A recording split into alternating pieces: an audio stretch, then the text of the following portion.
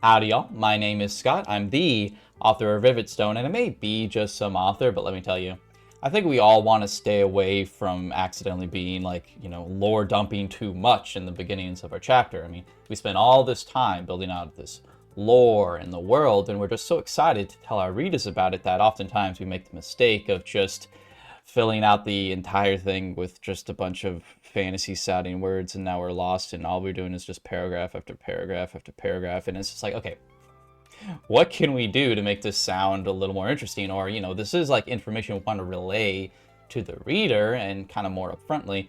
How can we navigate this challenge?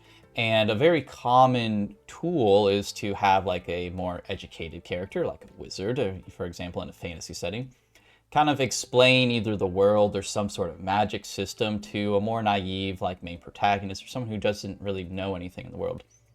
And having these sorts of monologues is it's a good base level way of kind of getting this information out there. But the real point of this video is to make sure that whoever they're explaining it to, they're not just absorbing the information. They should be challenging it. Now, you'll see a lot of videos that talk about good dialogue, and they'll say that there should be conflict in all dialogue. And what does that really mean? It just means that it's not just person A just spewing all this information over to another person. Like, and in terms of it being like antagonistic, it's not to say that whoever they're explaining this information to, say like main protagonist, has to be like, you're wrong, this is how the, like, it doesn't have to be that extreme.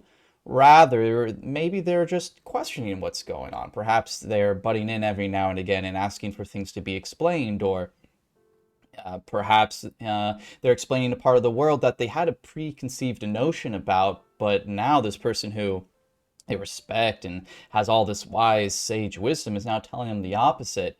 And just in general, making sure that we add a little bit of this sort of dynamic throughout our entire dialogue, especially in the places where it can be really mundane and boring, is going to really elevate our dialogue and actually start making some. Listen, we're all just trying to write something half decent, and this is just one of the tools that we can use in order to elevate our own work. So hopefully that helped. Go ahead and give me a like, give me a sub, and let's get published.